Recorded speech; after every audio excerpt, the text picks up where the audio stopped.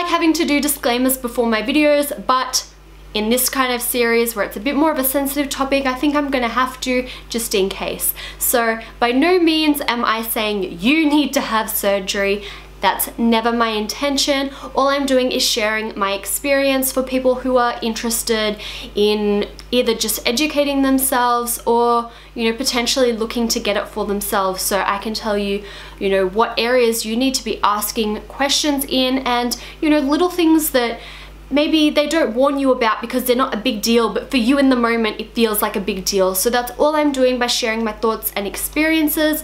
I just want to help out people who are interested in it. One more thing is to always make sure, if you are considering surgery, that you are doing it for yourself only. You want to be making sure that you're doing it for yourself, and that then your friends and family are supportive from there, not them pressuring you into getting something done or them badgering you about something that's made you feel self-conscious that now you want to get done. So for me, I never had anyone pressuring me. I actually had the opposite, where they're like, no, you don't need anything. But then when I, you know, properly committed to getting it done, they were supportive. So that's what you want. Always make sure that you're doing it for yourself, and that then other people will chill from there. So that is my little disclaimer. I also talk a lot in these videos, of course, because it's about really important stuff. Okay, let's go.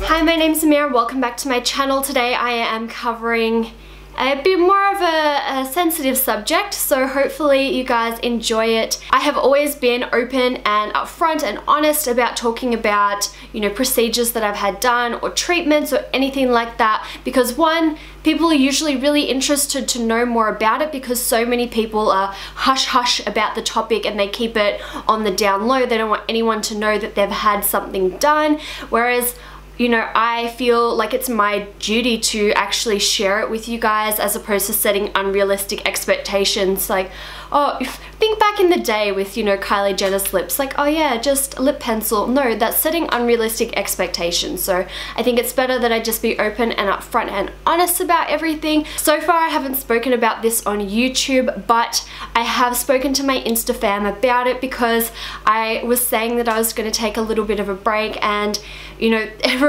there was so worried about me. They thought I was really sick. So I decided that, you know, after my surgery that night, I'd actually tell everyone. So yeah, since I got it done just over 3 weeks ago, my Instagram fam have known, and they've got some little updates about my breast lift. Obviously, you know what this video is from the title, so that's what it is all about. I have been vlogging the entire thing so far. I have been vlogging before my surgery, the consult. I've vlogged, you know, on my way to the hospital. Adam came to the hospital that evening, filmed some for me as well, did daily updates for the first week, and then every couple of days, or just when I have something else to add from there on. So I have heaps and heaps of footage that I'm going to break up into some, you know, digestible portion sizes. Otherwise it's just going to be like a 3-hour video where, you know, no one really wants to listen to it. So I'm going to break it up into everything. Before we jump in, don't forget to give this video a big thumbs up and subscribe to my channel if you're not already.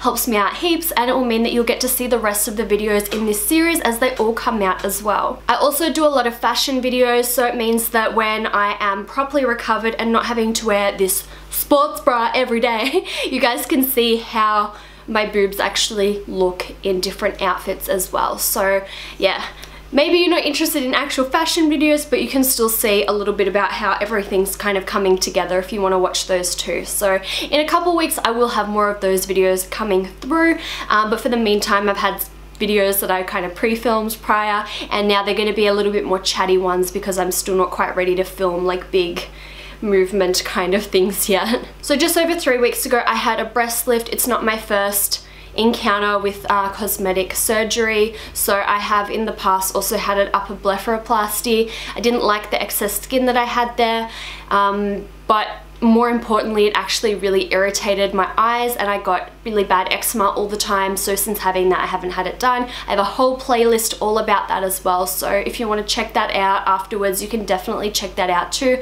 By no means am I saying you need to get it, but I don't know, it just gives you a bit more insight into recovery and what to expect for certain things. So yeah, definitely feel free to check that one out too. So I actually decided a couple years ago that I would eventually get a breast lift after I'd had kids. Then more recently, I've decided that I didn't actually want to have kids, so you know, I may as well get it now. And in the last couple of years, I really noticed my boobs starting to sag quite a lot. Now luckily I already had a really good relationship with cosmetic surgery for women in Melbourne, so they're based in Hawthorne. That's where I went to have my eyelids done. I saw Dr. Ben Burt for that, and he specializes just in eyes.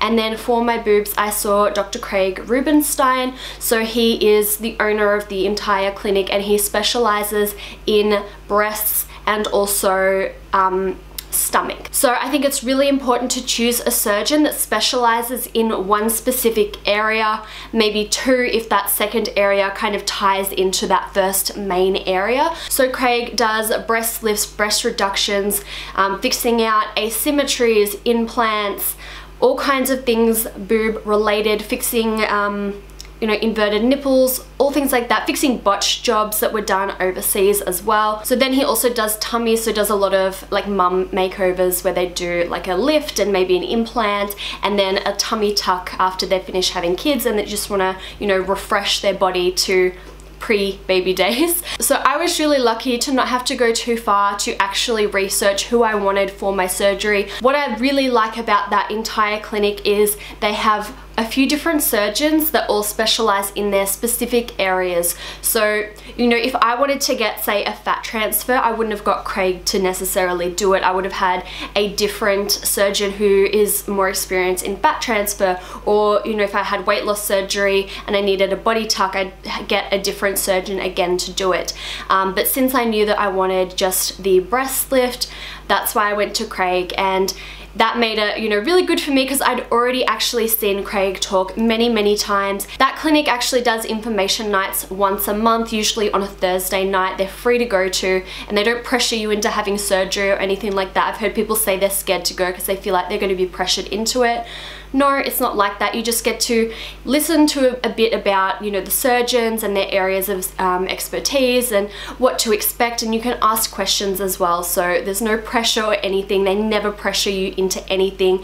I've been turned away from there a few times, you know, for like injectables and stuff. They've said, no, that's not what you want. You don't want to get that done, or do this instead, or do nothing. They're a very natural practice, so they don't want to create these really big fake kind of looks. Their demographic is more kind of like middle age, so everyone who still wants to look really nice and soft. And even though I'm in that younger category, I don't want to look like I've had work done, if that makes sense. Like I still want to look really soft and natural, just because I'm not the fan, like I'm not the biggest fan of that kind of fake look. So yeah, I knew that if I went there and I saw Craig or any of their surgeons, that, you know, if I didn't actually need to get a breast lift, they would be very open and upfront about saying that. So I guess the most important thing, number one, is just to find somewhere that you trust, that is really experienced in just that specific area. And you want to make sure as well that your surgeon is a plastic surgeon, not a cosmetic surgeon. So luckily, because I had been to so many of those information nights, I knew what the difference was. Prior to going to those information nights, I did not know at all. So a plastic surgeon is a properly qualified doctor who has then specialized in plastic surgery and then generally specialized even further in a specific kind of surgery, so you know, their boobs or the eyes or whatever it may be. Whereas a cosmetic surgeon is just a normal GP that can do a course online or just call themselves a cosmetic surgeon, watch a YouTube video, whatever it may be, and they can just pick up and do the surgery. So you definitely want to avoid a cosmetic surgeon. It's really misleading. I don't think they should be able to call themselves cosmetic surgeons at all, because they're not like, they're not cosmetic surgeons. Like, they are too similar. Plastic surgeon and cosmetic surgeon sounds too similar.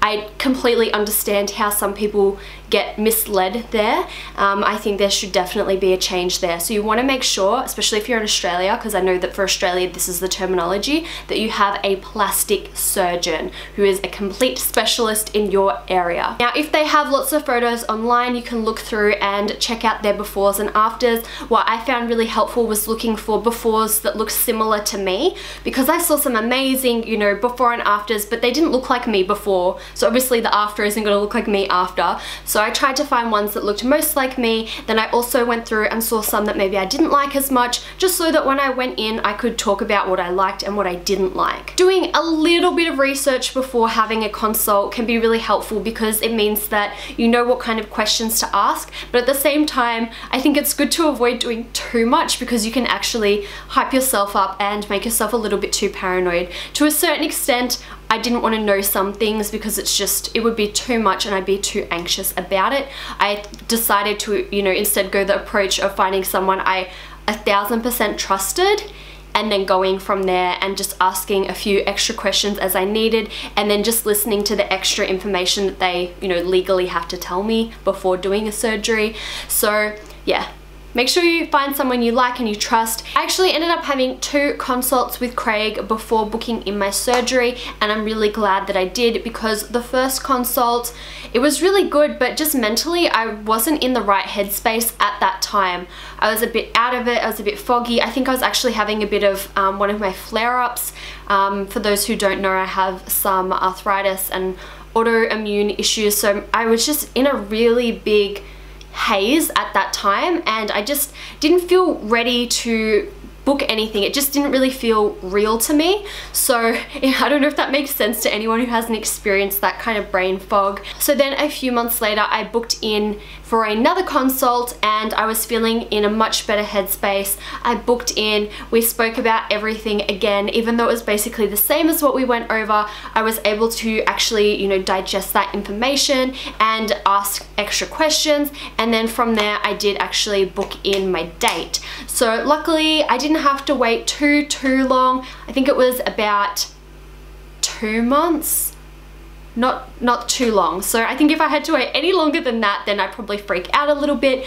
But I think because I trusted Craig so much the whole time leading up, I didn't have any anxiety or stress about anything until maybe like 3 or 4 days before. And that wasn't even really about the surgery. That's just because I had so much to do before then having to take off time. So I was like, I have so much to do, I don't know what I'm going to do. So that was more so my freak out, as opposed to actually being stressed about the surgery. Something else that was really important to me was picking someone within Australia, because while I'm sure overseas there are good surgeons, just like there are bad surgeons in Australia, and there's good surgeons in Australia, and internationally good and bad and all of that, it was really important for me to not be having to worrying about traveling or anything like that, and having access to my surgeon if anything went wrong, that they could, you know, drop everything and, like, you know, help if, you know, there was any kind of complications, which is what they will do. Whereas, you know, if you go somewhere else to a surgeon overseas, you can't go back if there's any complications. Well, you can, but you can't like straight away, you know what I mean? That's the same as well for some surgeons who like operate out of a lot of different places, and they fly into everywhere to do it. You don't have access to your surgeon all the time, which can be a problem if you are one of the unlucky ones to have like a rare complication with your surgery. So that was something else that was really important to me. The other thing that was really important to me was that I didn't get an implant with my lift. So when I had my consult with Craig, I said to him, you know, I don't want an implant, and he was very happy to oblige. And the reason I was so particular about that was because I've heard of so many people going to get a breast lift, and then the surgeon has pressured them into getting either an implant instead, or getting a lift with an implant, and then either they're too big or they're still saggy and big because they just haven't done the right thing. And that's because a breast lift is actually a lot more complicated than a breast implant. A breast implant is a lot more straightforward. So I wanted to make sure that, you know, I had someone confident to give me the results that I wanted with a lift. And you know, I didn't want the long-term complications of, you know, having implants that I have to then worry about having replaced, or, you know, accidentally rupturing and something like that. I didn't want to have to worry about that. I just wanted to be, you know, have my surgery and then heal and then be done, and not have to worry about constantly having this foreign body that, you know, may leak or rupture or whatever it may be. So that's another thing that was really important to me. So when I booked my date, I had time to mentally prepare, and it sounds really silly, but mentally preparing is actually really, really important. I was worried that my date might have to change for a few reasons, and I just mentally wasn't prepared for that. I really didn't want that to happen. I'm so happy that it didn't have to change.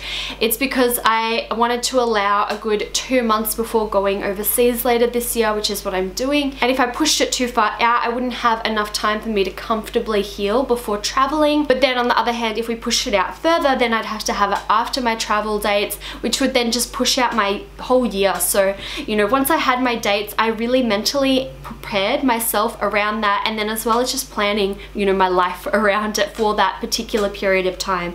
So afterwards, you do have to wear like this sports bra for 2 months, pretty much full time unless you're showering. So, you know, I needed to buy outfits and stuff, you know, that didn't show thick straps or really high bra lines and stuff. I bought a lot of t-shirts, I bought a lot of collared shirts. I had to buy some dresses that I could wear with a sports bra for when I have to go to events and stuff. So it's also preparing a lot of things that you don't necessarily think about. So I know for them, I was saying to them like, oh, I have to go buy some clothes, can I see like the cut of the bra? And they found that really strange. And I said to them, look, it's because it's summer and everything I have is like, you know, skinny spaghetti straps, and I need to figure out, you know, some clothes to buy because I don't want to be boiling in summer having to wear stuff that, you know, covers the bra but, you know, is way too hot. So then you have to, yeah, prepare your clothes. So I actually felt fine after a couple of days to lift a t-shirt over my head. It was probably only like that day, next day, where it was a little bit tricky, but then after that you actually can start to move your arms a little bit just to dress yourself, not to like actually actively lift anything. So you don't need to worry about stocking up on too many like button shirts, maybe just like 1 or 2, you know, for when you're in hospital, and then like the next day, then you should be fine with just some loose fitting t-shirts. So make sure you're all stocked up on that. My clinic actually provides everything every step of the way, so that everyone has the right stuff that the surgeon wants you to have at every particular point. So when I came out of my surgery, I had my little crop tops waiting to go for the first week. Then when I went to have my dressings changed after a week, I then got my sports bras to wear for the first 2 months. Got 2 of them so I could always have one on, one clean. But I do know that not every place does that. Some will make you source your own, which I kind of think is a bit silly because maybe you'll source the wrong ones. But I would probably be a little bit wary of a plastic surgeon who's not telling you what you need to get or providing it for you. That would kind of raise some red flags for me, just quietly. So without making this video too long, I think those are a few of the really important things to kind of highlight prior to having surgery. Anyway guys, I hope you enjoyed today's video. It's a little bit different. So yeah, again, don't forget to subscribe to my channel so you can see the other videos in this series. I'm gonna have, you know, the first week of surgery and then the first couple months. I'm gonna be doing a few Q&A videos as well. So if you've got any questions, definitely drop them down below. I might answer them now, but I'm more likely to actually save them for when I do these Q&A videos, just so we can address, you know, the things that everyone's kind of wanting to know. So yeah, definitely drop a comment down below if you've got any questions for me. Thumbs up the video. As I said before, I'm gonna leave all of the information in the description box of where I went. But yeah, this information applies to going anywhere, I think, as well. So thanks for watching, and I'll see you guys in the next video. Bye. Anyway, I'm a bit tired, so I'm a bit over the place, but I feel fine. So they're a bit weird shaped. But this one they took more from. So yesterday it looked so swollen, like it looked like 3 times the size. It's gone down heaps actually. They're pretty symmetrical now already, so I'm pretty happy with that.